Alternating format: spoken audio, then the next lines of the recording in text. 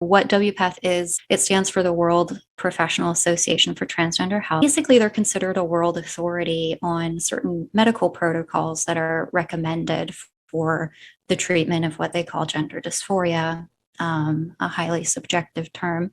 But those things involve certain procedures, medications, for example, puberty blockers for children, and they influence these policies in other countries, which is why they're called the World Professional Association, even though they're based in the US and have been since their inception.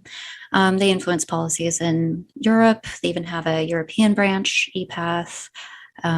So they're really organized and while connected on this front. They have conferences.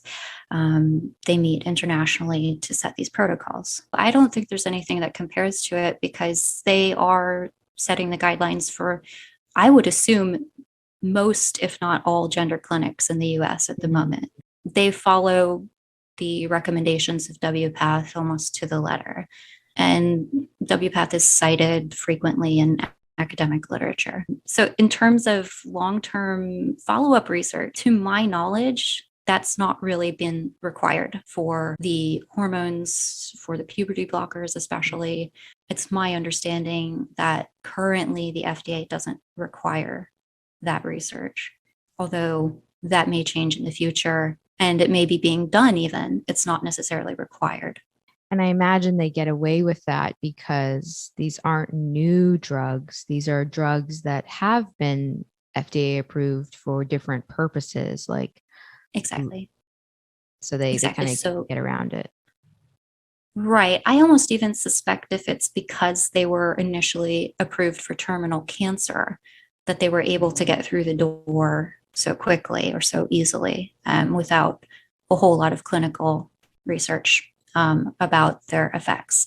So, I mean, we're speaking now specifically about the drug that's used as a puberty blocker, which is Lupron. Yeah, and we'll get into more about my investigation into WPATH in a second, but I wanted to mention something which I'm working on that I didn't state in this research yet, but I did discover, I have been really curious about the overlap between the sex offender treatment and puberty blockers. So I just keep trying to figure out what is going on here. What's the connection? Like, why would they do that? And I did discover that prior to being the president of WPATH, a man named Eli Coleman, who was the former president of WPATH, was involved in sex offender research programs. So he was actually one of the initial people to push Lupron as chemical castration for sex offenders in the US prior to then recommending it for children.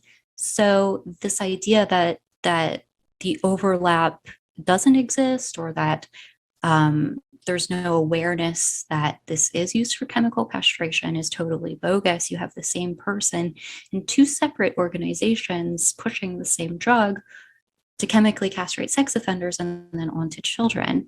And he actually had developed something called the Sex Offender Standards of Care prior to, in WPATH, developing the Transgender standards of care. And then, of course, John Money was one of the first to pioneer these chemical castration treatments. So the overlap just really can't be overstated. And it's kind of shocking. The more you look into it, the more you find. So we established what WPATH is and why they're influential. But in December, they released the updated draft standards of care. Standards of care are the recommendations for medical authorities on how to treat what they call gender dysphoria. In the new draft standards of care, which is the version 8, they introduced for the first time the concept of a eunuch as a gender identity. A eunuch refers to a man who's had one or both testicles removed, which is castration, surgical castration. Now, when I saw that, I was already familiar with the concept of the eunuch within this whole gender ideology. You said if anyone ever interferes with Project Mayhem, even you, we gotta get his balls. You're making a big mistake, fellas. But in their draft standards of care, they had specifically linked through to a website called the Eunuch Archives. Again, I was already familiar with that because we spoke last year, I think it was sometime last year when I talked about the castration fetish and puberty Yes. blockers. So similar topic that we had already been talking about. So when I saw that, alarm bells went off, I thought, this is insane. How could they be citing this website? Because that website is filled with written pornography, and nearly half of it is written pornography about castrating children violently. I think they're able to like escape being prosecuted for child pornography because there aren't like images and videos, because it's Oh, only, exactly. Yeah. because it's Because only it's written written. story. Mhm. So Oh, yeah. that's how. Okay. That was decided in a 2002 Supreme Court decision called Ashcroft versus the Free Speech Coalition. The Free Speech Coalition is the lobbying arm of the pornography industry in the US. So in 2002, they used works of art to argue that written child pornography or even computer generated images of child pornography were protected free speech. So that would include things like animation. Of course, now the AI has gotten much more sophisticated. So we're Right. we're already seeing a problem with that, where that's going to be a nightmare. AI generated child pornography.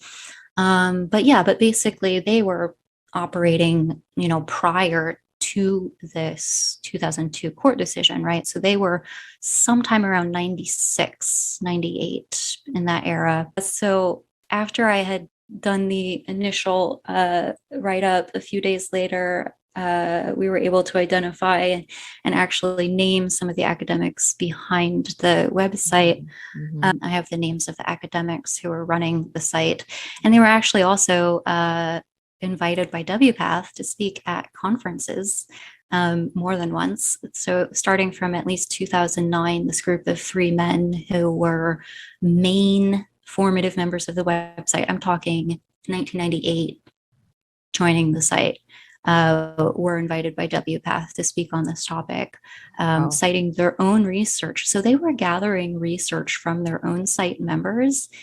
We're saying that site members who are writing child pornography about maiming and torturing children were outsourced as resources for information for studies that were used and presented at WPATH conferences, which is mental. It's mental. How is that even? That's not ethical. How is that ethical? You're asking people who write child pornography to give you their impression of what kind of medical care they would prefer, which is madness in itself. Right. They're framing it as like they are the experts on child They're the experts gender because dysphoria, and because their own desire is what makes them the expert, apparently. right. Right. Like, who is running WPATH? Well, currently Marcy Bowers, who Okay. is responsible for Jennings' surgeries. Oh, and he's running it? Yep. Yeah, he's the current president. Yeah. Oh, wow. Oh, wow. But he's an interesting one because I've seen a couple interviews where he's backtracking a bit. And then Well, people think he's some kind of ally because he's like, well, we think, not every child who says they're trans is actually trans. And everyone's well, like, oh, good job. He sees the smoke on the hill, and he's getting ready. Yeah. Which says a lot, actually. That's really telling. Yeah. And he, in that Duke University lecture a couple months ago, openly said that all of the children who had been put on puberty blockers at Tanner stage 2, means age 11 or about, none of them have sexual function and never will. And he said that. Openly said that all of the children who had been put on puberty blockers at Tanner stage 2, means age 11 or about, none of them have sexual function and never will. And he said that.